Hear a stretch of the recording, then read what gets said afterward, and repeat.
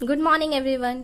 Today we are going to start another chapter. आज हम लोग एक फ्रेश चैप्टर के साथ स्टार्ट करेंगे, that is microbe in human welfare. So microbes in human welfare में हम लोग क्या पढ़ेंगे, वी विल स्टडी कि किस तरह से हम लोग को माइक्रोब्स को यूज करेंगे। जितने भी माइक्रोब्स हम जानते हैं उन्हें हम यूज करेंगे फॉर आवर वेलफेयर, हमारे वेलफेयर के लिए, हमारे काम के लिए, हमारे प्रोडक्ट्स के लिए we will use the micro organism. Okay, different type of micro organism. हम लोग बैक्टीरियाज यूज करेंगे, फंजाई यूज करेंगे, we will study, we will use everything. Okay, so microbes में क्या क्या आ जाते हैं? माइक्रोब्स में आ जाते हैं bacterias, protozoans, fungi, virus, viroids, prions. ये सारे जो माइक्रो ऑर्गेनिज्म हम लोग जानते हैं सब माइक्रोब्स होते हैं। ओके, सो जो human health and disease chapter था उसमें हमने पढ़ा कि किस तरह से ये माइक्रोब्स हमें हार्म करेंगे, और इस चैप्टर में हम लोग पढ़ेंगे कि किस तरह से हम कुछ माइक्रोब्स को यूज करेंगे for our product. Okay, so सारा कुछ तो पता होगा, all are common, but prions क्या होता है? Prions are nothing but the infectious proteinaceous agent. Okay, सिर्फ जो इन्फेक्शियस प्रोटीन है उसे हम कहते हैं प्रायॉन्स। जैसे वायरस क्या है? वायरस में क्या होता है, एक प्रोटीन कोट होता है जिसे कैप्सिड कहते हैं, जो कैप्सोमियर का बना होता है। देन वायरस के पास होता है जेनेटिक मटेरियल, इधर डीएनए होगा और आरएनए होगा। सो virus is protein plus genetic material. But अगर सिर्फ कोई प्रोटीन है दैट इज इन्फेक्शियस, सो उसे हम कहते हैं प्रायॉन्स। सो प्रायॉन्स में कोई भी जेनेटिक मटेरियल नहीं होगा, सिर्फ इन्फेक्शियस प्रोटीन है वो। So prions are nothing but the infectious proteinaceous agent. Okay, so अभी हमने माइक्रोब्स के बारे में जाना। अब हम लोग पढ़ेंगे किस तरह से हम इन्हें यूज करते हैं। सो सबसे पहले we will see their uses in household product. किस तरह से हम लोग जो नॉर्मल हाउस होल्ड प्रोडक्ट है, जैसे कि कर्ड है, इडली डोसा है, ओके, ब्रेड है, चीज है, किस तरह से हमें नॉर्मल हाउस होल्ड प्रोडक्ट में वी यूज माइक्रोब्स। ओके, सो सबसे पहला जो प्रोसेस है दैट इज कर्ड फॉर्मेशन का। सो कर्ड फॉर्मेशन होता है by a bacteria that is called LAB। LAB का मतलब इधर लैक्टोबैसिलस और लैक्टिक एसिड बैक्टीरिया। सो ये पहला माइक्रोब है जो हम लोग पढ़ेंगे कि जो हम लोग हाउस होल्ड में यूज करते हैं। सो लैक्टिक एसिड बैक्टीरिया, ये लैक्टोबैसिलस क्या करता है, it convert milk into curd. ये मिल्क से कर्ड बनाएगा। Okay, so you must have seen कि घर में मम्मी लोग क्या करती है, सबसे पहले she keep a small amount of curd. वो स्मॉल अमाउंट ऑफ कर्ड को वो ऐड करेगी इन दी मिल्क। और मिल्क क्या होगा, ल्यूक वार्म होगा। ल्यूक वार्म मतलब थोड़ा सा गर्म होगा, बिकॉज द ऑप्टिमम टेम्परेचर, ये जो बैक्टीरिया है इसके एंजाइम्स को एक्ट करने के लिए जो ऑप्टिमम टेम्परेचर है that is 35 to 40 degree centigrade. ये इस बैक्टीरिया के एंजाइम्स का ऑप्टिमम टेम्परेचर है। सो जो मिल्क होना चाहिए वो थोड़ा सा गर्म होना चाहिए। ओके, अगर हम लोग एकदम ठंडे से मिल्क में कर्ड जमाने की कोशिश करेंगे तो वो नहीं होगा।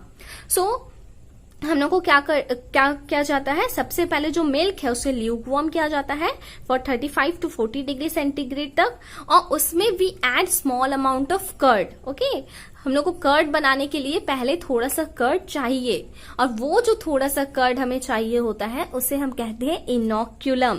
This is very important. Inoculum क्या होता है? इनोक्यूलम, जो स्मॉल अमाउंट ऑफ कर्ड हम लोग ऐड करेंगे उसे कहते हैं इनोक्यूलम। एंड इसमें होता है bacterias, there are million of bacterias. So उसे हम ऐड करेंगे and this bacterias will grow. और जब वो बैक्टीरिया ग्रो करेगा, बाय द ग्रोइंग, उसका जो ग्रोइंग प्रोसेस है उसमें वो रिलीज करेगा सर्टेन एंजाइम्स। ओके, और उसके जो एंजाइम्स होंगे वो उस मिल्क को पार्शियली डाइजेस्ट करेंगे और कोगुलेट करवा देंगे। सो while this bacteria will grow, they will produce certain acids and that acids will digest the milk and will coagulate them. So सबसे पहले हम लोग क्या कर रहे हैं, these lactic acid bacteria will convert milk into curd. और milk को क्या होना चाहिए, ल्यूक वार्म होना चाहिए, मीन्स 35 to 40 डिग्री सेंटीग्रेड तक मिल्क को गर्म करना है। देन मिल्क में हम लोग क्या करेंगे, थोड़ा सा कर्ड डालेंगे जो हम लोग के पास पहले से होना चाहिए। उस कर्ड में होंगे हमारे lactic acid bacterias. So these bacterias are added in small amount, is called inoculum और स्टार्टर कंटेंट। ओके, जो हम लोग पहले से रखे हुए हैं बैक्टीरिया को जिसे हम डालेंगे उसे कहेंगे इनोक्यूलम। देन ये जो हम लोग बैक्टीरियाज को डाल दिए, दीज बैक्टीरियाज विल ग्रो, क्योंकि अब हम लोग इसको कल्चर में डाल दिए, मिल्क एक तरह का इसका कल्चर हो गया। ओके, सो इस कल्चर में, मिल्क में, this bacterias will grow. So these bacterias while growing produce acids. ये बैक्टीरिया ग्रो करते करते क्या रिलीज करेगा? It will produce certain acids and these acids will partially digest the milk protein. जो भी मिल्क प्रोटीन रहेगा उसे ये जो एसिड्स है वो पार्शियली डाइजेस्ट करेगा and will coagulate the milk. Okay, फिर ये मिल्क को कोआगुलेट कर देगा and this will also improve the nutritional value by enriching vitamin B12. So milk और कर्ड में से ज्यादा न्यूट्रिशियस क्या होता है? कर्ड होता है। ओके, क्योंकि कर्ड में this bacterias will increase the amount of vitamin B12। Vitamin B12 का नाम क्या है? सायनोकोबालामिन। सो विटामिन B12 को क्या बोलते हैं? सायनोकोबालामिन भी बोलते हैं। सो these bacteria will enhance the nutritional value of curd. So curd का न्यूट्रिशनल वैल्यू मिल्क से ज्यादा होगा और कर्ड डाइजेशन में भी इजी होगा। क्यों? क्योंकि जो मिल्क प्रोटीन है वो ऑलरेडी पार्शियली डाइजेस्ट कर दिए गए हैं by these lactic acid bacterias और लैक्टोबैसिलस। सो कर्ड सबसे पहला तो इजी टू डाइजेस्ट है and second it has high nutritional value because of the increase amount of vitamin B12। Okay, so these are the two important points. और ये lactic acid bacteria क्या करते हैं कि हमारे अंदर भी होते हैं। ओके, हम भी जो मिल्क खाते हैं उसके भी मिल्क प्रोटीन को ये लैक्टिक एसिड बैक्टीरिया डाइजेस्ट करते हैं। So in stomach these lactic acid bacteria check microbes. ये माइक्रोब्स को भी चेक करेंगे, जो फॉरेन पार्टिकल है, जो डिजीज कॉजिंग माइक्रोब्स होंगे उनका नंबर ये चेक करेगा। सो लैक्टिक एसिड बैक्टीरिया एक तरह का माइक्रोब है, एक तरह का बैक्टीरिया है जो कि हम लोग हाउस होल्ड में यूज करते हैं for the production of curd from lukewarm milk. Lukewarm milk का टेम्परेचर कितना होना चाहिए? 35 degree centigrade to 40 degree centigrade होना चाहिए। और हम लोग क्या करेंगे, इस ल्यूकवार्म मिल्क में थोड़ा सा अमाउंट ऑफ कर्ड जो हमारे पास पहले से रहेगा, जिसमें मिलियंस ऑफ बैक्टीरियाज रहेंगे, उसे हम ऐड करेंगे। और इस थोड़े से अमाउंट ऑफ कर्ड को या थोड़े से अमाउंट ऑफ बैक्टीरिया को हम लोग क्या कहते हैं? इनोक्यूलम या स्टार्टर कंटेंट। देन जो हम लोग थोड़ा सा बैक्टीरिया डाले हैं वो ग्रो कर करके अपना नंबर बढ़ाएगा and while this process of growing it will release certain acids. वो सर्टेन एसिड्स रिलीज करेगा और ये जो एसिड्स रहेंगे ये क्या करेंगे? They will partially digest the milk and they will coagulate the milk. ये पार्शियली जो उसके प्रोटीन है उसे डाइजेस्ट कर देगा और उसे कोगुलेट कर देगा। और ये क्या करेगा? It will improve the nutritional value by enriching it with cyanocobalamin. Cyanocobalamin मतलब विटामिन B12 का अमाउंट उस कर्ड में बढ़ा देगा। Okay, and vitamin B12 is necessary for us. Vitamin B12 क्यों यूज करते हैं हम लोग? आरबीसी के फॉर्मेशन में। ओके, आरबीसी के प्रोडक्शन के लिए विटामिन B12 चाहिए होता है। So curd is first easy to digest क्योंकि ये partially already digested है by this lactobacillus and this curd is having high nutritional value than milk. So ये था lactobacillus. Now the second thing that we do is fermentation. हम लोग fermentation करवा सकते हैं जो कि हम लोग हाउस होल्ड में यूज करेंगे for the production of various food products. So बहुत सारे फूड प्रोडक्ट्स होते हैं जो कि फर्मेंटेशन से बनते हैं। सो सबसे पहला है फर्मेंटेशन बाय बैक्टीरियाज। ऐसे फूड जिनमें हम लोग बैक्टीरिया से फर्मेंटेशन करवाएंगे। सो बैक्टीरियाज फर्मेंटेशन करते हैं कौन से प्रोसेस से? By anaerobic respiration. You might have studied in class 11 दो तरह का रेस्पिरेशन होता है, aerobic and anaerobic. So aerobic respiration तो जो नॉर्मल रेस्पिरेशन होता है in presence of air, but in absence of air bacteria क्या करते हैं? फर्मेंटेशन करते हैं। So during fermentation they release a gas जिसे कहते हैं CO2। ओके, फर्मेंटेशन में दे रिलीज CO2 गैस और ये जो गैस जब निकलता है so it create air gaps. Cake वगैरह जब खाया होगा तो उसमें देखोगे यू फील दैट वो स्पॉन्जी होते हैं। ओके, इडली वगैरह ये सब स्पॉन्जी होते हैं। स्पॉन्जी क्यों होते हैं? क्योंकि उनके बीच में एयर गैप्स होते हैं। सो ये एयर गैप्स कैसे कॉज बनता है? ये एयर गैप्स तब बनता है जब CO2 इवॉल्व होगा, उस खाना से CO2 रिलीज होगा, तब ही वहां पे एयर गैप्स बनेंगे। ओके, और ये CO2 कैसे रिलीज होता है? जो बैक्टीरियाज होते हैं, जो फंगस होते हैं, वो एनारोबिक रेस्पिरेशन करेंगे और और CO2 प्रोड्यूस करेंगे, और जब ये CO2 निकलेगा तो it will create the spongy appearance या फिर एयर बबल्स। ओके, सो हम लोग बैक्टीरियाज को यूज कर सकते हैं in dough making for idli, dosa, dhokla. ये जो होते हैं ये स्पॉन्जी होते हैं, ये सारे फूड प्रोडक्ट्स क्यों स्पॉन्जी होते हैं? Because they have the bacterias जो कि एनारोबिक रेस्पिरेशन कर रहा है। सो द पफ्ड अपीयरेंस और the air gaps is caused due to production of CO2 gas. Okay, जो एनारोबिक बैक्टीरियाज है वो एनारोबिक रेस्पिरेशन करेंगे और क्या रिलीज करेंगे? CO2. सो जब ये CO2 खाने से बाहर निकलेगा by the process of cooking, so तभी वहां पे पफी अपीयरेंस आ जाएगा। ओके, सो सबसे पहला हमने फर्मेंटेशन किससे कराया? बैक्टीरिया से। अब हम लोग फर्मेंटेशन कराएंगे ईस्ट से। सो इस ईस्ट को बोलते हैं baker's yeast. So bakers yeast से क्या समझ में आ रहा है? बेकरी। ओके, बेकरी में यूज करेंगे। So for the production of bread, cake, okay, so bread, cake, ऐसा जो बेकरी प्रोडक्ट्स है उसमें we use a yeast, okay, जिसे हम कहते हैं बेकर्स ईस्ट। सो इस ईस्ट को बोलते हैं सेकेरोमाइसिस सर्विसिए। सो सेकेरोमाइसिस सर्विसिए क्या है? It is a kind of east जिसे हम कहते हैं बेकर्स ईस्ट, जो कि बेकरी में यूज होगा। So it is use to produce bread by dough fermentation. Okay, dough fermentation से हम लोग क्या करेंगे? ब्रेड बनाएंगे, केक बनाएंगे।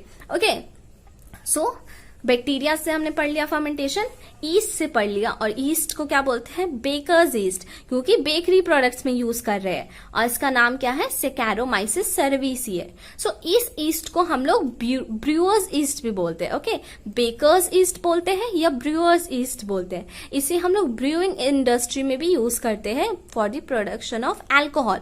सो सेकेरोमाइसिस सर्विसिए जो है इसे हम लोग दो काम के लिए यूज करते हैं, एक बेकरी में, सो इसे बोलेंगे बेकर्स ईस्ट, और एक ब्रूइंग में, सो इसे कहेंगे ब्रूअर्स ईस्ट। ओके, सो ब्रूइंग इंडस्ट्री में हम लोग यूज करते हैं for the production of alcohol. Alcohol जो है that is also produced by another pathway of anaerobic respiration. Anaerobic respiration दो तरह का होता है, एक में CO2 रिलीज होता है और एक में इथेन अल्कोहल रिलीज होता है। ओके, सो अल्कोहल वाला जो प्रोसेस है वो हम लोग वहां पे यूज करेंगे, और CO2 वाला जो प्रोसेस है वो हम लोग बेकिंग में यूज करेंगे।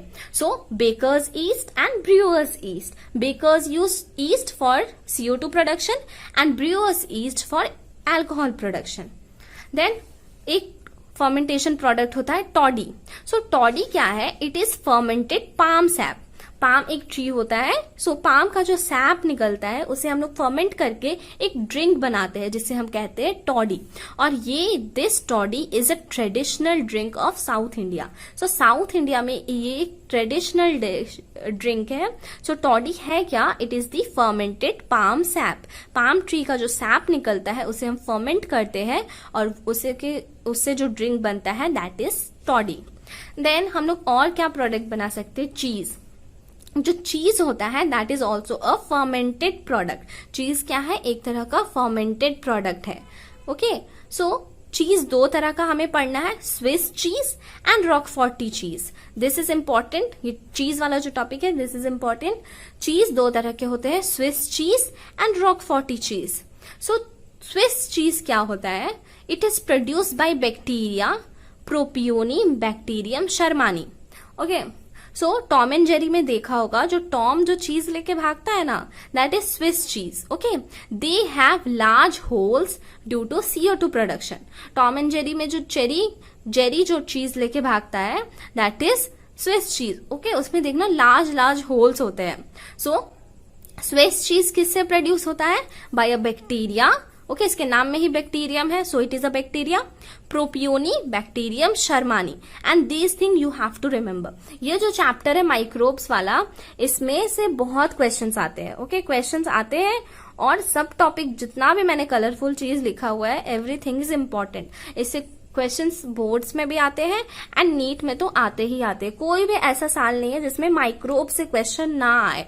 ओके, एंड माइक्रोब चैप्टर से क्वेश्चन आते ही आते हैं। This is a short chapter but this is a important chapter. इसमें हम लोग आगे पढ़ेंगे कि कुछ प्रोडक्ट्स है जो हम लोग बनाते हैं बाय दिस बैक्टीरियाज, जैसे कि ऑर्गेनिक एसिड्स हो गया, then certain bioactive molecules हो गए। सो ये जो ऑर्गेनिक एसिड्स या बायो एक्टिव मॉलिक्यूल्स है, these are very very important. वो इस चैप्टर का सबसे इंपॉर्टेंट पार्ट है। चीज भी इंपॉर्टेंट है, दो तरह का चीज है, Swiss and Roquefort. Swiss cheese किससे बनाते हैं? बाई प्रोपियोनी बैक्टीरियम शर्मानी, जो कि एक तरह का बैक्टीरियाज है, और इस चीज में लार्ज लार्ज होल्स होते हैं because of CO2 production again. And the second type of चीज इज रॉकफोर्ट चीज। सो रॉकफोर्ट चीज जो होता है ये फंगस से बनाते हैं। ओके, ये वाला चीज बैक्टीरिया से बना रहे हैं स्विस चीज, और फंगस से बना रहे हैं रॉकफोर्ट चीज। सो ये जो चीज होता है दीज आर फ्लेवर्ड चीज। ओके, रॉकफोर्ट चीज क्या होते हैं? दीज आर दी फ्लेवर्ड चीज। इन फंगस से इसमें एक फ्लेवर आता है। देन हम लोग फर्मेंट किसको किसको कर सकते हैं? फिश को भी कर सकते हैं, सोयाबीन्स को भी कर सकते हैं, बैम्बू शूट को भी कर सकते हैं, और इससे अलग अलग फूड प्रोडक्ट बनाते हैं।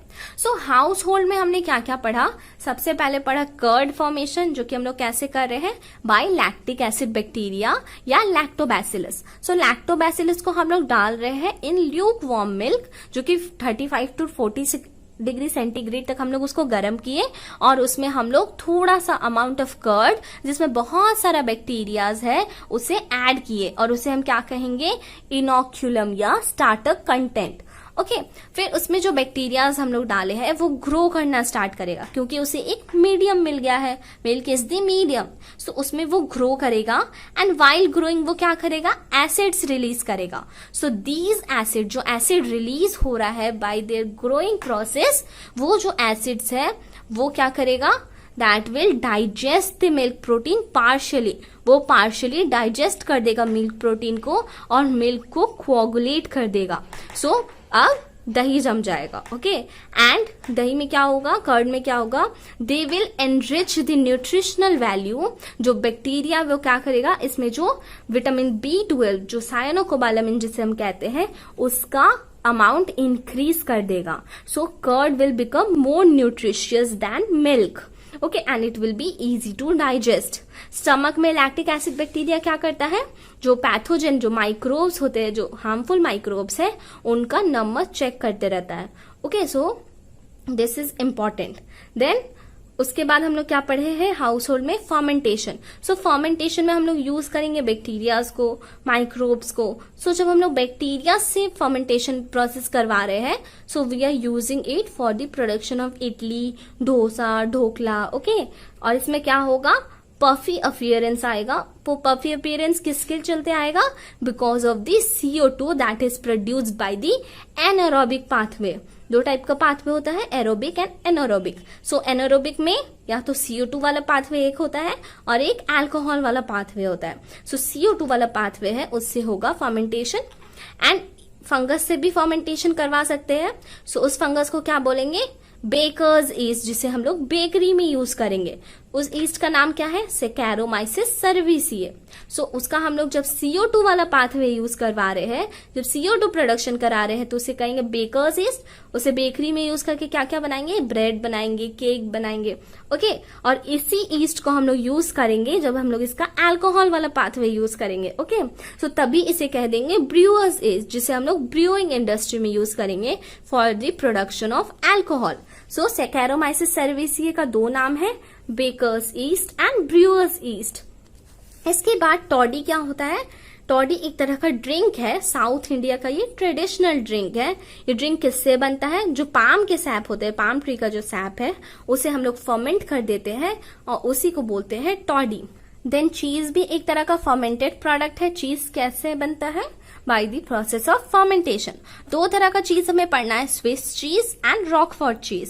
सो स्विस चीज किससे बनता है? By a bacteria called Propionibacterium shermanii. So इस बैक्टीरिया से हम बनाते हैं स्विस चीज। और ये जो चीज है ये टॉम एंड जेरी वाला चीज है, जो जेरी के पास होता है, जिसमें लार्ज लार्ज होल्स होते हैं। और ये लार्ज होल्स किससे बनते हैं?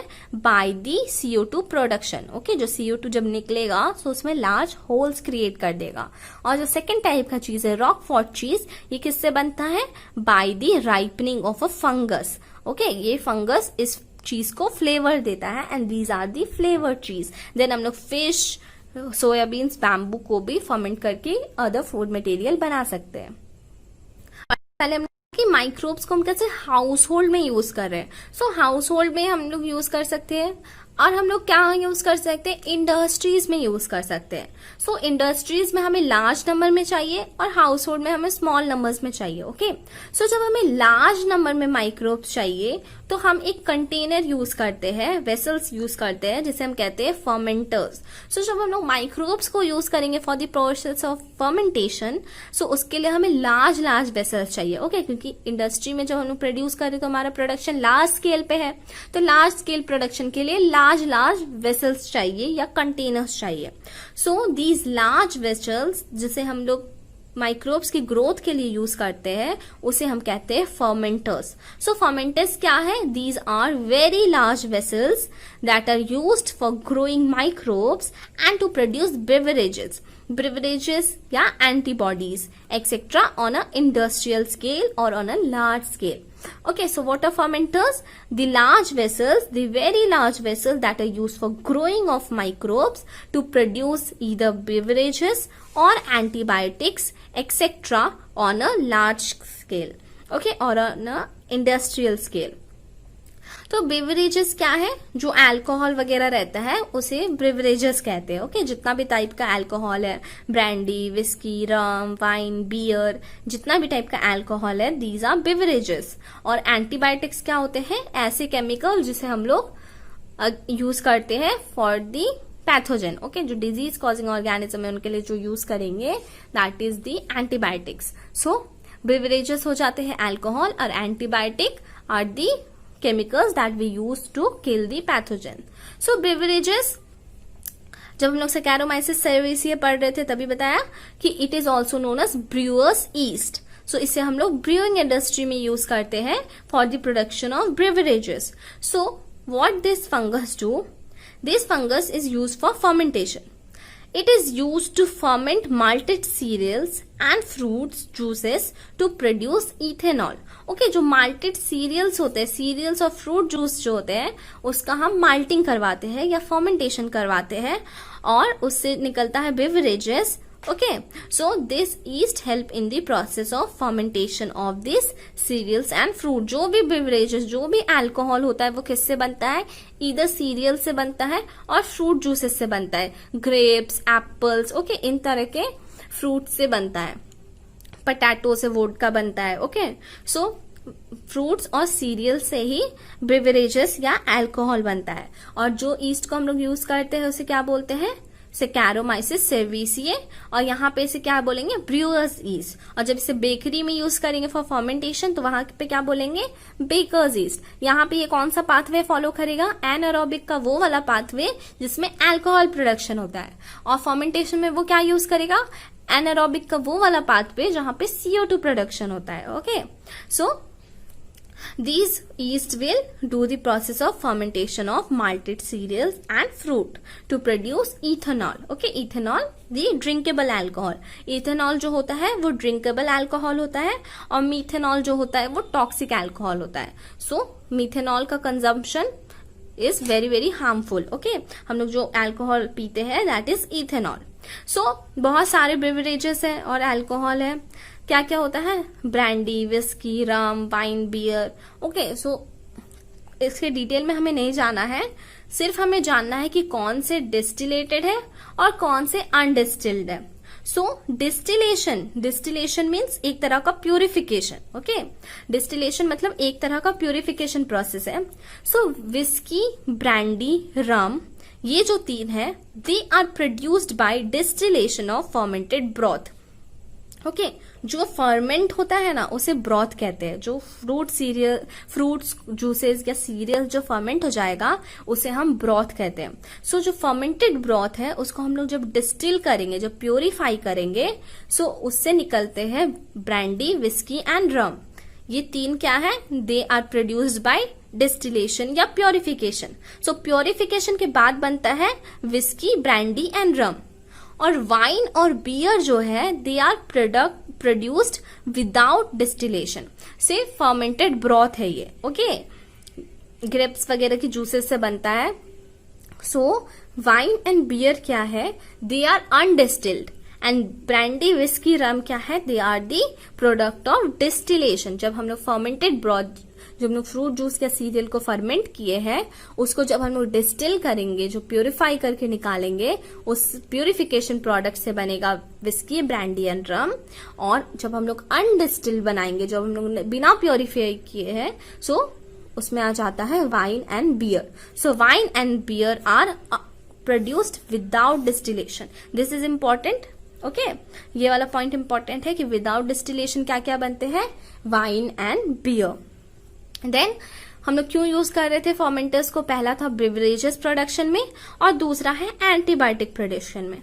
सो एंटीबायोटिक का मतलब क्या हुआ, वर्ड को स्प्लिट करो, anti means against and biotic आ जाएगा, bio means life. So against life, so it is against life of a disease causing organism. और डिजीज कॉजिंग ऑर्गेनिज्म को क्या बोलते हैं, pathogen.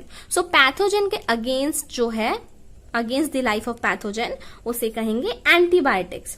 So antibiotics are nothing but the chemical substance that are produced by some microbes. कोई microbes बनाएगा ऐसे chemical substance that will kill and retard the growth of disease causing microbes या ऑर्गेनिज्म। अच्छे माइक्रोब्स बनाएंगे ऐसे प्रोडक्ट जिसे हम लोग यूज करेंगे to kill the bad microbes. Okay, so ये हो गया एंटीबायोटिक्स। सो एंटीबायोटिक्स की डिस्कवरी कैसे हुई थी, there was a scientist name Alexander Fleming. Okay, बहुत ही फेमस साइंटिस्ट है, तुम्हें पता होगा अलेक्जेंडर फ्लेमिंग के बारे में। सो अलेक्जेंडर फ्लेमिंग ने क्या किया था, इन्होंने कुछ एक्सपेरिमेंट कंडक्ट कर रहे थे। ओके, सो इनका पेट्री डिश था, उसमें इन्होंने बहुत सारे पेट्री डिश में एक बैक्टीरिया को ग्रो करवाया, that is staphylococcus. Okay, staphylococcus. अब हम बताएंगे कि हम इसके नाम पे इतना प्रेशर क्यों डाले, स्टेफाइलोकोकस, ये बाद में बताएंगे। Okay, so this bacteria is staphylococcus, जो ये ग्रो कर रहे थे। ओके, सो जब ये पेट्री डिश में स्टेफाइलोकोकस ग्रो करवा रहे थे, सो एक ऐसा पेट्री डिश था जिसमें ये बैक्टीरिया नहीं ग्रो कर रहा था।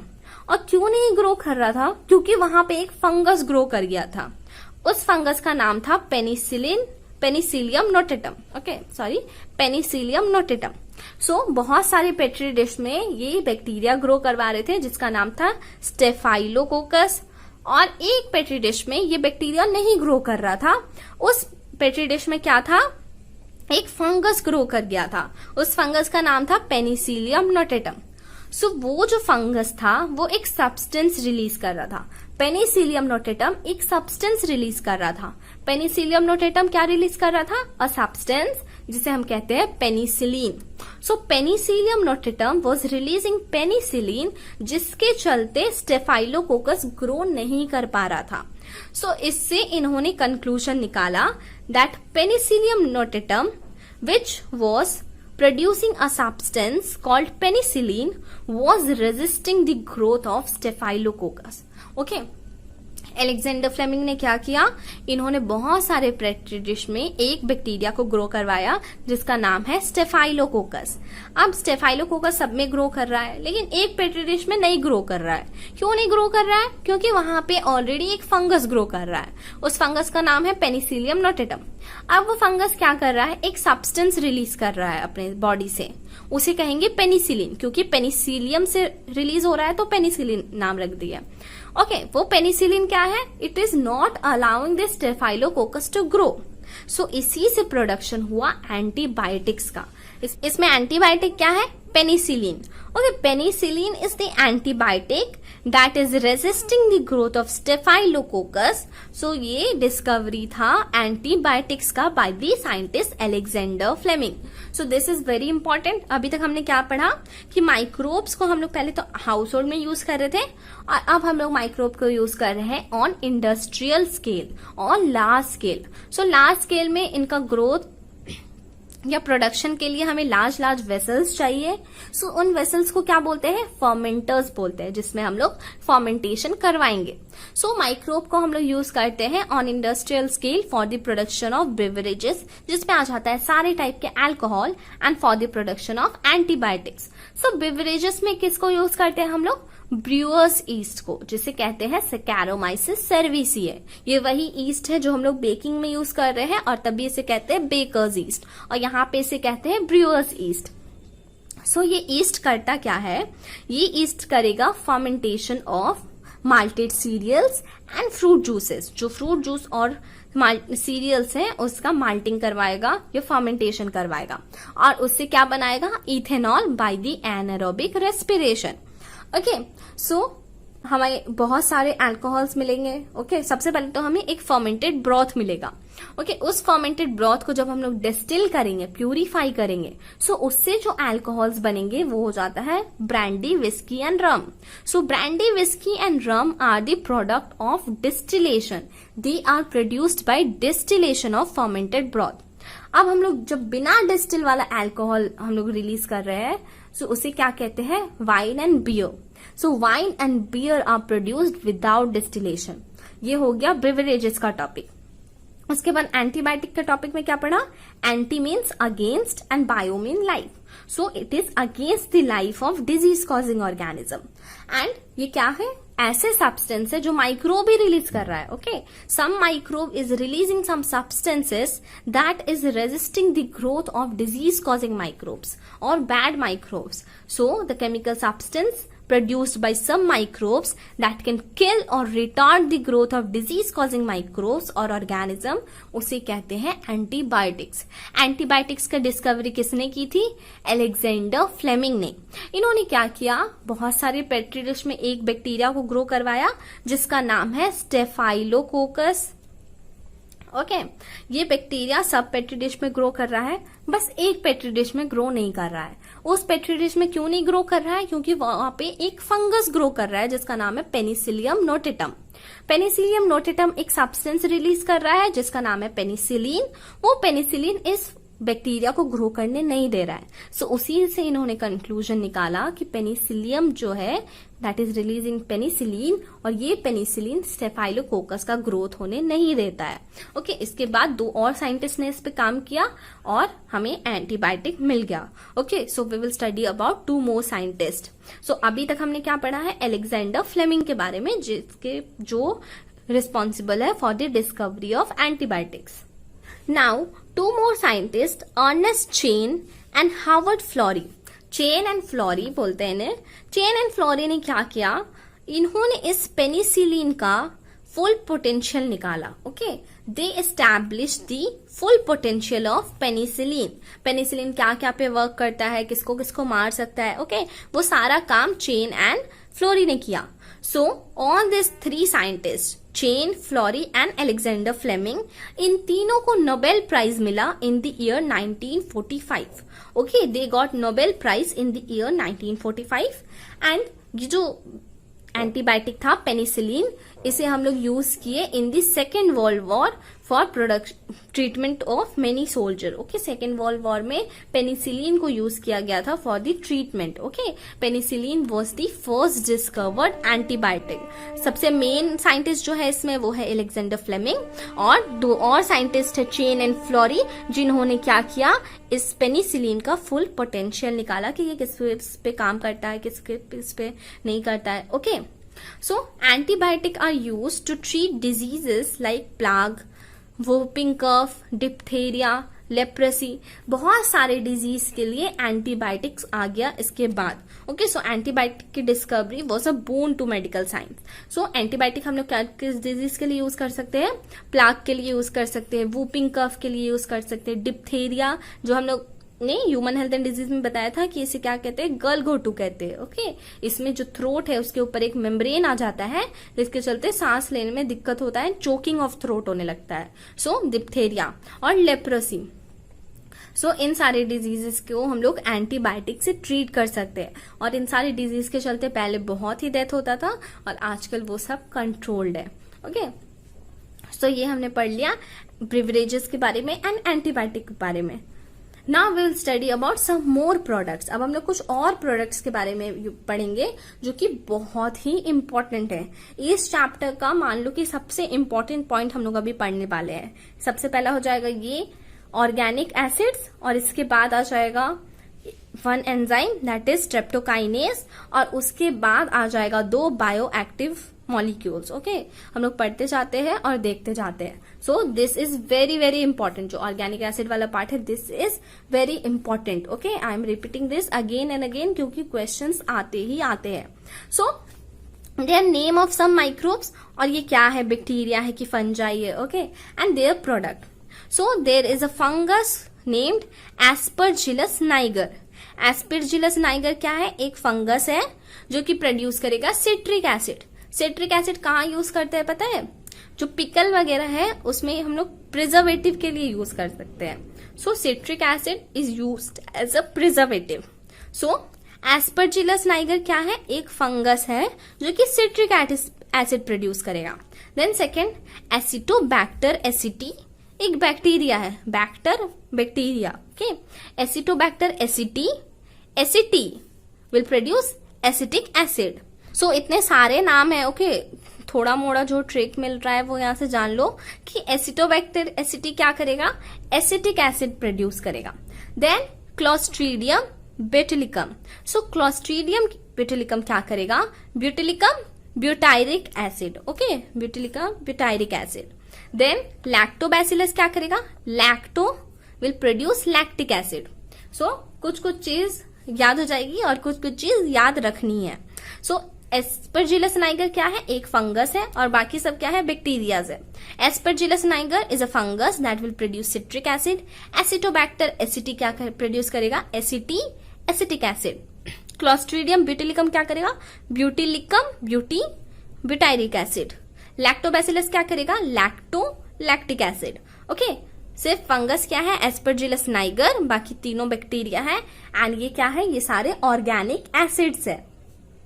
Aspergillus Niger citric acid, Acetobacter aceti acetic acid, Clostridium butylicum butyric acid, lactobacillus lactic acid. So this is very very very important. इसके बाद हम लोग पढ़ेंगे सर्टेन एंजाइम्स। अब हम लोग माइक्रोब्स को यूज कर रहे हैं ऑर्गेनिक एसिड प्रोडक्शन में और हम लोग यूज कर रहे हैं एंजाइम प्रोडक्शन में। सो क्या क्या एंजाइम हम लोग बना सकते हैं, लाइपेज निकलवा सकते हैं। सो लाइपेज हम लोग कहाँ पे यूज करते हैं बताओ, लाइपेज को हम लोग यूज करते हैं इन डिटर्जेंट। जो ऑयली स्टेन्स हो जाता है, ओके, अगर कोई ऑयली दाग लग गया है कपड़े पे, सो उसे हम लोग लाइपेज से हटा सकते हैं। लाइपेज लिपिड को तोड़ेगा। ओके, लाइपेज, एज जिसमें लगा मतलब वो तोड़ेगा। सो लाइपेज क्या करेगा, लिपिड को तोड़ेगा। सो इसे हम लोग यूज करते हैं इन द डिटर्जेंट। जो हमारा ऑयली स्टेन, जो लिपिड का दाग लग गया है, oil is what, lipid only. So जो ऑयली स्टेन्स है उसको हटाने के लिए we use lipase in detergent. Okay, so ये एक प्रोडक्ट हो गया। Then second is pectinase and protease. Pectinase और प्रोटीएज क्या हो गया, देखना, जब जूस निकालते हैं, घर में जो जूस निकालते हैं वो बहुत ही थिक होता है। ओके, एंड क्लियर नहीं होता है। ओके, उसमें बहुत सारे पार्टिकल्स रहेंगे, वो क्लियर नहीं होगा। लेकिन जो हम लोग ट्रॉपिकाना वगैरह खरीदते हैं या बाहर में खरीदते हैं जूस, पैकेट वाले जो जूस होते हैं वो पूरा क्लियर होते हैं। ओके, एकदम पूरा क्लियर रहेंगे। सो घर में जो जूस निकाले वो क्लियर क्यों नहीं है, और बाहर में जो जूस खरीद रहे हैं वो क्लियर क्यों है, क्योंकि जो हम लोग जो फ्रूट कवरिंग होता है उसमें एंजाइम्स रहते हैं पेक्टिन। ओके, उसे हम लोग नहीं तोड़ सकते हैं। Okay, by normal process pectin को हम लोग नहीं तोड़ सकते हैं, उसके लिए हमें एंजाइम चाहिए पेक्टिनेज। सो जो पैकेट जूसेस रहते हैं उसमें ये एंजाइम्स ऐड किए जाते हैं और उस जूस को क्लियर बनाया जाता है। Okay, so what we do, we add pectinase and protease to clarify bottle juice. Okay, this is the difference. जो घर में जूस निकालते हैं वो क्लियर नहीं होता है क्योंकि उसमें पेक्टिनेज या प्रोटीएज हम लोग ऐड नहीं किए। लेकिन जो बॉटल जूस है, जो पैक जूस है, ट्रॉपिकाना वगैरह, उसमें पेक्टिनेज और प्रोटीएज ऐड कर दिया जाता है, जिसके चलते जो पैक्टिन मॉलिक्यूल्स है वो सब डाइजेस्ट हो जाएंगे, क्योंकि वो हम लोग तो डाइजेस्ट नहीं कर सकते हैं, उसके लिए एंजाइम्स चाहिए जो कि माइक्रोब्स रिलीज करेगा। सो इस अभी हमने क्या क्या पढ़ा, हमने पढ़ा कि certain organic acid that are produced by microbes, जिसमें से एस्परजिलस नाइगर क्या है, एक फंगस है जो कि क्या प्रोड्यूस कर रहा है, सिट्रिक एसिड। देन उसके बाद 3 बैक्टीरिया है, एसिटोबैक्टर एसिटी, क्लोस्ट्रीडियम बोtulicum और Lactobacillus. Acetobacter aceti acetic acid, Clostridium botulicum butyric acid and Lactobacillus lactic acid. Then इसके बाद 2 एंजाइम हमने पढ़ा, lipase and pectinase and protease. So lipase use करते हैं हम लोग इन दी डिटर्जेंट, जिसके चलते हम लोग का जो ऑयली स्टेन, जो लिपिड वाला दाग लगेगा उसे हटा देगा in the laundry. Then pectinase and protease use करते हैं हम लोग जूस को क्लियर करने के लिए। सो बॉटल वाली जो कंपनीज होते हैं वो ये एंजाइम यूज करते हैं। देन इसके बाद एक और एंजाइम है और वो इंपॉर्टेंट है। Okay, lipase and pectinase protease उतना इंपॉर्टेंट नहीं है, बट जो इसके बाद जो एंजाइम आ रहा है that is very very important, that is streptokinase. See this is very very important. इस चैप्टर का सबसे इंपॉर्टेंट पार्ट है वो ऑर्गेनिक एसिड वाला हो गया, ये एक एंजाइम हो गया, और इसके बाद जो आएगा बायोएक्टिव मॉलिक्यूल। दीज थ्री, ये पूरे चैप्टर में कुछ पढ़ो चाहे मत पढ़ो, ये 3 टॉपिक पढ़ो ही पढ़ो हर एग्जाम से पहले, क्योंकि इसी से ही क्वेश्चन आएंगे। एक वो ऑर्गेनिक एसिड वाला पार्ट, एक ये एंजाइम स्ट्रेप्टोकाइनेज, इसके बाद 2 bioactive molecule that is cyclosporin A and statin. Okay, and ये बहुत ही इंटरेस्टिंग चीज है। सो स्ट्रेप्टोकाइनेज क्या है, दिस इज वेरी इंटरेस्टिंग। ये प्रोड्यूस होता है बायोबैक्टीरिया स्ट्रेप्टोकोकस। ओके, अलेक्जेंडर फ्लेमिंग जो बैक्टीरिया को कल्चर कर रहे थे वो था स्टेफाइलोकोकस, और स्ट्रेप्टोकाइनेज किससे निकल रहा है, स्ट्रेप्टोकोकस। सो जब भी इसके क्वेश्चन आएंगे, चाहे वो एंटीबायोटिक वाला क्वेश्चन आए चाहे वो स्ट्रेप्टोकाइनेज वाला क्वेश्चन आए, ये दोनों बैक्टीरिया ऑप्शन में रहेंगे ही रहेंगे। स्टेफाइलोकोकस भी रहेगा और स्ट्रेप्टोकोकस भी रहेगा फॉर कंफ्यूजन, और बहुत बच्चे गलती करते हैं। सो अलेक्जेंडर फ्लेमिंग कल्चर कर रहे थे स्टेफाइलोकोकस को, और स्ट्रेप्टोकाइनेज निकलता है स्ट्रेप्टोकोकस से। Strepto okay, streptokinase is produced by a bacteria called Streptococcus. अब स्ट्रेप्टोकाइनेज क्या है, this is very interesting. It is used as a clot buster. इसको हम लोग क्लॉट बस्टर के ऐसे यूज करते हैं। ओके, मान लो ये एक आर्टरी है। ओके, ये एक आर्टरी है, इसमें एक क्लॉट आ गया है। सो अगर हम लोग यहाँ पे स्ट्रेप्टोकोकस डाले, ओके, स्ट्रेप्टोकोकस मान लो इंजेक्ट किए, उसके मॉलिक्यूल यहाँ पे आएगा, वो इस क्लॉट को हटा देगा। ओके, ये क्लॉट को अपने साथ ले जाएगा। So this will burst the clot को टुकड़ा टुकड़ा में तोड़ देगा। So streptokinase is used as a clot burster. This remove blood clot from blood vessels. ये एक ब्लड वेसल है जिसमें एक क्लॉट आ गया है, उसे ये रिलीज कर देगा, रिमूव कर देगा। ओके, सो इसे हम लोग यूज करते हैं in myocardial infection. Myocardial infection का मतलब क्या है, हार्ट अटैक। सो जब हार्ट अटैक आता है देयर इज कंप्लीट ब्लॉकेज। ये तो मैंने थोड़ा सा ब्लॉकेज बताया, थोड़ा सा क्लॉट बताया, बट मायोकार्डियल इन्फेक्शन में क्या होगा, complete blockage of blood vessel हो जाता है। हार्ट को जो ब्लड सप्लाई करता है that is coronary artery. So अगर कोरोनरी आर्टरी में ब्लॉकेज आ जाएगा उससे होता है heart attack. So what is heart attack, the blockage in the artery that is supplying blood to the heart को ही ब्लड नहीं मिलेगा। So blockage in coronary artery is heart attack, और हार्ट अटैक को बोलते हैं मायोकार्डियल इन्फेक्शन। उसमें हम लोग क्या करते हैं, the doctor immediately inject streptokinase to the patient. जो पेशेंट है उसको इमीडिएटली स्ट्रेप्टोकाइनेज का इंजेक्शन दिया जाता है, और स्ट्रेप्टोकाइनेज मूव करेगा इन द ब्लड वेसल, और जो कोरोनरी आर्टरी कंप्लीट ब्लॉक्ड है, इसके क्लॉट को वो बर्स्ट कर देगा या रिमूव कर देगा। So this streptokinase is very important clinically. This is use as a clot burster and it is use to remove the clot from the blood vessel. इसको हम लोग सबसे ज्यादा यूज करते हैं इन मायोकार्डियल इन्फेक्शन और हार्ट अटैक के cases में। हार्ट अटैक क्या होता है, the complete blockage of coronary artery is heart attack. जब हार्ट को ब्लड मिलना बंद हो जाएगा that is heart attack. So this streptokinase is also called TPA. TPA का फुल फॉर्म क्या है, tissue plasminogen activator. So this streptokinase is a clot burster produced by a bacteria Streptococcus and it is an enzyme. Okay, अब इसके बाद है bio active molecule. 2 bio active molecule हमें पढ़ना है, एक है साइक्लोस्पोरिन ए और एक है स्टैटिन। सो इसका भी क्लिनिकल इंपॉर्टेंस है। ओके, जिस तरह से स्ट्रेप्टोकाइनेज का क्लिनिकल इंपॉर्टेंस है उसी तरह से साइक्लोस्पोरिन और स्टैटिन का भी क्लिनिकल इंपॉर्टेंस है। सो स्ट्रेप्टोकाइनेज का क्लिनिकल इंपॉर्टेंस क्या था कि मायोकार्डियल इन्फेक्शन या हार्ट अटैक के पेशेंट में देते हैं। साइक्लोस्पोरिन ए को हम लोग देते हैं the patient who have undergone organ transplantation। ऐसे पेशेंट जिसमें ऑर्गन ट्रांसप्लांट हुआ है उन पेशेंट्स को हम साइक्लोस्पोरिन ए देते हैं। क्यों देते हैं, किस लिए देते हैं, we will discuss everything. Cyclosporin A क्या है, it is a bioactive molecule जो कि प्रोड्यूस हो रहा है by a fungus. It is produce by a fungus. Streptokinase कैसे प्रोड्यूस हो रहा था? By a bacteria called streptococcus. Cyclosporin A किससे प्रोड्यूस हो रहा है? By a fungus called trichoderma polysporum. Trichoderma polysporum. Trichoderma fungus का जीनस है, हमने पढ़ा है रिंगवॉर्म में. ओके, ट्राइकोडर्मा के जीनस के बारे में. सो ट्राइकोडर्मा पॉलीस्पोरम क्या है? इट इज अ फंगस और ये क्या करता है? This produce this cyclosporin A and this cyclosporin A is used as an immunosuppressant. Immunosuppressant मतलब इम्यूनिटी को सप्रेस कर देगा. इसकी जरूरत किसे है? ह्यूमन हेल्थ एंड डिजीज में हमने अच्छे से पढ़ा है कि जब ऑर्गन ट्रांसप्लांट करते हैं उसे क्या कहते हैं हम लोग? ऑर्गन ट्रांसप्लांटेशन को ग्राफ्टिंग. ओके, जब हम लोग ग्राफ्ट कर दिए किसी और का ऑर्गन किसी और के बॉडी में, उसे हम कहेंगे ऑर्गन ट्रांसप्लांटेशन. ट्रांसप्लांटेशन मतलब बाहर से किसी चीज को अंदर ट्रांसप्लांट किया है. ओके, सो जब हम लोग किसी और का ऑर्गन किसी और के में डालते हैं तो वो क्या हो जाता है? Foreign particle. जो ग्राफ्टेड ऑर्गन है that is a foreign particle and हमारा जो बॉडी है that will try to produce antibodies against that foreign particle. So वो जो हम लोग मान लो किडनी डाले हैं. ओके, किडनी का ट्रांसप्लांटेशन करवाया है. सो हम लोग एक पर्सन का किडनी दूसरे पर्सन में डाले हैं.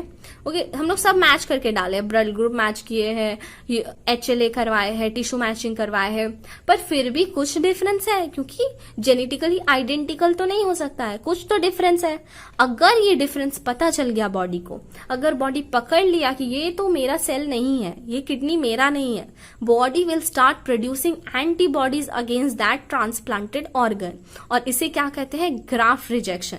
जब बॉडी रिजेक्ट कर दे ग्राफ्टेड ऑर्गन को, इसे हम कहते हैं ग्राफ्ट रिजेक्शन. ये किसका काम है? This is the work of T cell. Okay, T cell का काम है. टी सेल क्या करता है? It do graft rejection. Okay, so this patients have to be given dosage of immunosuppressant. Immunosuppressant डाल के हम इसके जो टी सेल्स है उसको थोड़ा सा लेस एक्टिव या इनएक्टिव कर देंगे ताकि वो पकड़ ना पाए कि ये जो किडनी आया है वो किसी और का किडनी है. ओके, हम लोग अपना इम्यूनिटी को खुद से सप्रेस करेंगे ताकि हमारा जो ग्राफ्टेड ऑर्गन है वो रिजेक्ट ना हो जाए. So what is this cyclosporin A? It is the bioactive molecule that is produced by a fungus called Trichoderma polysporum. और ये क्या है? This is a immunosuppressant. ये किससे दिया जाता है? The patient who have undergone organ transplantation. क्यों दिया जाता है? ताकि बॉडी का इम्यूनिटी सप्रेस हो जाए, बॉडी ये डिफरेंशिएट नहीं कर पाए कि जो ग्राफ्टेड ऑर्गन है वो हमारा सेल्फ पार्ट नहीं है, और जो ग्राफ्ट रिजेक्शन है उसे हम लोग प्रिवेंट कर सके. ओके, जो रिजेक्शन होता है उसे क्या कहते हैं? Graft rejection. So this cyclosporin A is given to prevent graft rejection. Okay, so इसका भी क्लिनिकल इंपॉर्टेंस है. स्ट्रेप्टोकाइनेज का क्लिनिकल इंपॉर्टेंस था in the patient undergone myocardial infection या हार्ट अटैक. साइक्लोस्पोरिन ए का क्लिनिकल इंपॉर्टेंस है. It is given to the patient who have undergone organ transplantation, ताकि उनमें ग्राफ्ट रिजेक्शन ना हो सके, ताकि उनकी बॉडी की जो इम्यूनिटी है वो सप्रेस हो जाए और जो टी सेल है वो डिफरेंशिएट नहीं कर पाए in self and non self organ, और जो हमारा ग्राफ्टेड ऑर्गन है वो अच्छे से काम कर पाए. ओके, देन और एक बायोकेमिकल मॉलिक्यूल है, बायोएक्टिव मॉलिक्यूल है, दैट इज स्टैटिन्स. इसका भी क्लिनिकल इंपॉर्टेंस है. ये जो स्टैटिन है this is produced by yeast. Streptokinase was produced by bacteria, cyclosporin A was produced by fungus and statin is produced by yeast. तीनों अलग अलग चीज से प्रोड्यूस हो रहा है, bacteria, fungus and yeast. It is produced by yeast known as monascus purpureus. Okay, Monascus purpuris is the yeast that is producing statin. Statin is used as blood cholesterol lowering agent. ये जो blood का cholesterol है, जो bad cholesterol है, उसका concentration कम करता है. Okay, what this do? This inhibit the enzyme that is responsible for synthesis of cholesterol, that is bad cholesterol. हमारी बॉडी में दो तरह के कोलेस्टेरॉल होते हैं, एक होता है गुड कोलेस्टेरॉल और एक होता है बैड कोलेस्टेरॉल. तो जो बैड कोलेस्टेरॉल है ना, वही जाके ऐसे जो हमारा ब्लड वेसल्स है उसमें बैठ जाता है. ओके, जो ब्लॉकेज होता है that is mainly because of this bad cholesterol only. So जो बैड कोलेस्टेरॉल है उसे हम कहते हैं LDL. ओके, LDL का मतलब what is LDL? Low density lipoprotein. So low density lipoprotein. और एक होता है HDL. HDL का मतलब हाई डेंसिटी लिपोप्रोटीन. सो ये जो LDL है, low density lipoprotein, this is bad cholesterol. और जो HDL होता है, high density lipoprotein, this is good cholesterol. Okay, low जो है, जो कम क्वालिटी का कोलेस्टेरॉल है, लो डेंसिटी का, वो बैड है. जो कम क्वालिटी, जिसकी क्वालिटी खराब है, वो बैड है. Okay, low density cholesterol is bad cholesterol. और ये जो कोलेस्टेरॉल होता है, ये बॉडी में सर्कुलेट करता रहता है. Okay, this cholesterol circulate in body and ये कहीं पे जाके ऐसे बैठ जाएगा और क्या करेगा? ब्लॉकेज करवा देगा ब्लड वेसल का. सो इस पूरे आर्टरी का भी ब्लॉकेज करवा सकता है. So what we do, we give statins to the patient. और ये क्या करेगा? जो ब्लड कोलेस्टेरॉल है, जो LDL कोलेस्टेरॉल है, जो बैड कोलेस्टेरॉल है, उसका कंसंट्रेशन कम करेगा बॉडी में. ओके, HDL को कुछ नहीं करेगा, LDL का कंसंट्रेशन कम कराएगा. कैसे कम कराएगा? उस एंजाइम को इनहिबिट कर देगा जो कि LDL का प्रोडक्शन करवाता है. It will inhibit the enzyme that is responsible for synthesis of cholesterol. So statin क्या है? It is a blood cholesterol lowering agent. It will decrease the cholesterol level of bad cholesterol और LDL cholesterol that is low density lipoprotein, जो कि क्या करता है? Body में घूमता रहता है और किसी आर्टरी का ब्लॉकेज करवा सकता है. ओके, किसी आर्टरी का ब्लॉकेज करवा सकता है. सो हमने क्या क्या पढ़ा? एंजाइम में पढ़ा था स्ट्रेप्टोकाइनेस, जो कि क्या कर रहा था? एज अ क्लॉट बर्स्टर यूज कर रहे थे. जो भी क्लॉट था हमारे बॉडी में, उसे वो बर्स्ट कर देगा. Okay, that is use to remove clot from the blood vessels. किसमें यूज करते हैं? In the patient who have undergone myocardial infarction. जो हार्ट अटैक के पेशेंट है, जिनका कोरोनरी आर्टरी ब्लॉक हो चुका है, उनमें हम लोग स्ट्रेप्टोकाइनेज यूज करते हैं. देन दो बायोएक्टिव मॉलिक्यूल के बारे में पढ़ा and this is very very important. एक है साइक्लोस्पोरिन ए और एक है स्टैटिन. साइक्लोस्पोरिन ए क्या है? इट इज अ इम्यूनोसप्रेसेंट, जो कि हम लोग देते हैं पेशेंट जो करवाए है ऑर्गन ट्रांसप्लांटेशन, क्योंकि उनकी जो बॉडी है वो डिफ्रेंशिएट नहीं कर पाए between self cell and non self cell. और जो हमारा ग्राफ्ट रिजेक्शन है, जो ग्राफ्टेड ऑर्गन का रिजेक्शन हो सकता है, उसे हम प्रिवेंट कर दें.